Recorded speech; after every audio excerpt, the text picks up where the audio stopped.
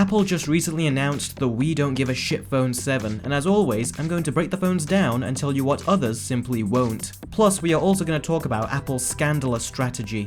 Now, the design has remained 99% the same, the device is now pointlessly slimmer, has repositioned antenna bands on the back, and the rear camera sticks out now. That's your amazing new design. Going back to it being pointlessly thin, I've said this about many phone manufacturers, not just Apple, but why the hell are they still competing to make their smartphones even thinner? Going back a few years ago, it was relevant and interesting, but now it's just the company's egos taking forefront here. Numerous complaints from the iPhone is in regards to battery life, and making the phone thinner only compromises any potential opportunity for improvement. Not to mention that phones need a little bit of thickness, otherwise you'll have hardly anything to grip onto.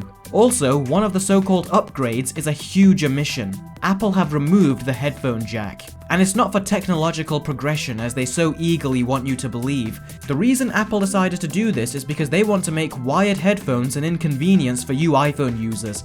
I mean, you can't even use your earphones whilst charging your phone anymore. Fan-frickin-tastic. As a result, you will eventually want to buy yourself a pair of wireless headphones. And incidentally, Apple decided to make them, so this way you will end up paying them even more money. It really is a scam because any wired headphones you buy now, you can only use it with your iPhone. If you want to use the same headset for your computer or games console, then you will have to invest in an additional adapter that Apple will undoubtedly overcharge you for once they decide to release it.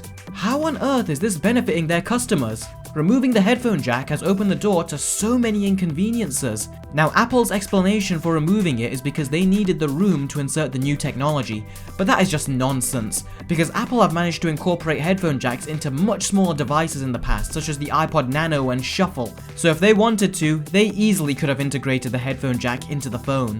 Now, many Apple fanboys are going to foolishly defend the removal of the headphone jack because, well, Apple came up with it. But let me ask you this. Would all these mindless fanboys praise this idea if Samsung or Google came up with it? Or would they just cuss them down for making a selfish and pointless alteration? Additionally, there is also a jet black version of the phones, but the catch is that it's only available in either a 128GB or 256GB capacity. And despite being more expensive to obtain, it's actually far more prone to scratches. So much so that Apple admittedly tell you on their website to get a case for it. So in that regard, there really is no point in getting it for its design if you're going to conceal it with a case in the end. It's obvious this glossy version was an afterthought and Apple still decided to rush it to market. The home button has also been given the most basic of upgrades. It's now very similar to the Force Touch trackpad we got on the new MacBook Pros, where you apply pressure on the padded area and it simulates a click. It still does exactly the same as the previous home button, and although it provides more durability, it does not even count as an upgrade. Even Apple know it means nothing. They very quietly upgraded their MacBook Pro line with the same technology in the past, and they didn't think it was even worth mentioning in their keynote at the time. Apple just tacked this on so they could say they did something new with the phone. They are that low on ideas here. The display is still 1080p. I mean, seriously, what the hell, Apple? The only improvements they gave it was make it slightly brighter and a tad bit more colourful. That's it. As far as mobile displays go, Apple really seemed disinterested in improving them. The screen on the iPhone 6 Plus and 6s Plus pale in comparison to the colour accuracy and overall quality of my 2-year-old Nexus 6, and they decided to stick the exact same lackluster screen on the iPhone 7. Apple really need to pull their heads out of their own arses and integrate better screen technology, because after the constant progressions with all the displays on Android phones, the iPhone screen stacks up terribly, and Apple have a nerve to keep saying it's the best screen on the market. I have seen and compared the screen to many other smartphones, and I can tell you with 100% confidence that Apple have put minimal effort into it. The contrast is absolutely abysmal, and that really is surprising when you take into account how good the Retina displays on their laptops are. So it's no question, they should have given the phone a 2K display and a far improved contrast and color accuracy. And for those of you out there who say it doesn't matter and there's no notable difference, as someone who has tested and reviewed many phones over the years, I can say without hesitation that the resolution increase from 1080p to 2K is noticeable. Especially for people like myself who watch a lot of media on their phones. And when you're being charged this much for a handset from a corporation who constantly claims they are the landmark of perfection, there's no argument. You should get the best screen on the market. Next is stereo speakers. Now you have one speaker in the same place as all the previous iPhones, but you also have another speaker placed in the earpiece. Now the sound on all previous iPhone 6 and 6s models was terrible. It was very mechanical and it only sounded passable once you placed it onto a flat surface. So hopefully in this iteration it will sound better. That being said, it won't be any of the smartphones with dual front-facing speakers anytime soon. Especially when you take into account how thin they made the device, they are not going to be able to fit good drivers in there. Next up is the camera. Now both phones have different camera tech going on. The smaller iPhone 7 has a 12 megapixel camera with optical image stabilization, finally, whereas the iPhone 7 Plus has two 12 megapixel camera sensors. This basically gives you a 2x optical zoom, which is actually an interesting reason for integrating two cameras into the device, so I will give them that. There will also be an update in iOS 7 for the 7 Plus, which will allow you to blur the background of a photo while simultaneously keeping a human subject in focus. Whilst interesting, we have seen this done before. There is also an improved 7 megapixel front-facing camera. Now we come to the most boring part, the A10 processor. In short, it basically gives you a quad-core processor, it's about time, a better GPU for games, and up to an hour of extra battery life or whatever.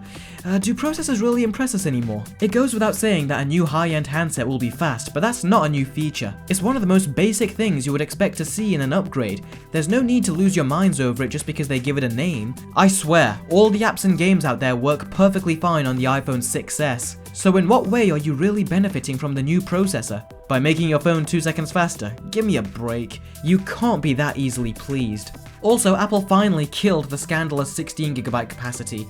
For years now, Apple deliberately sold you disgustingly low 16GB iPhones and charged you the same price they would a 32GB model. They were laughing in your faces and they finally decided to drop the gag, so they don't deserve any praise in this department. So let's take a look at what we got here. We have virtually the exact same design, identical screens, stereo speakers, a new home button, a new camera, faster processor, and we have lost the headphone jack. So when you trim the fat, you are left with this. This is all you get in Apple's new iPhone 7. What is this? This isn't the iPhone 7, this is the iPhone 6SS. This is the bare minimum you would expect from an upgrade. And do you know what the funny thing is? Whilst many of you blindly praise and defend Apple, they are laughing their asses off right now. They have not even tried, and yet they're gonna get away with selling countless of these pathetic excuses for phones. And they will do exactly the same for countless years to come. And do you know why? Because we don't even question or criticize them for what little they have done. Like mindless zombies, you are just gonna give them your money and do the same the next year and the year after that and the year after that. Bottom line, don't buy the iPhone 7. It will just encourage Apple to make even more lazy upgrades in the future. Apple and many other phone manufacturers have now become the equivalent to a movie studio that decides to release a movie for the sole purpose of making a quick buck. Not because they have a passion for the art of filmmaking or they have a story they want to tell, only because they want to make a quick profit and they want to get something out there that's quick, easy, and doesn't require much effort to make. Sound off below with your thoughts on the iPhone 7 and 7 Plus, and do you think Apple have given up? I personally thought they gave up back when they released the iPhone 4S. Every iteration from that point on has been playing catch up with Android smartphones, yet Apple still have the audacity to say they have the best and most advanced smartphone on the market. So that's about it. Please do support my work on Patreon, as YouTube's crappy new demonetization system has falsely affected me, and at this point we YouTube creators will need all the support we can get. You will be awarded with perks as well, and all the proceeds will go to the channel for more high quality content. Thank you very much for watching guys, I always appreciate it, and I'll catch all of you next time. Take care.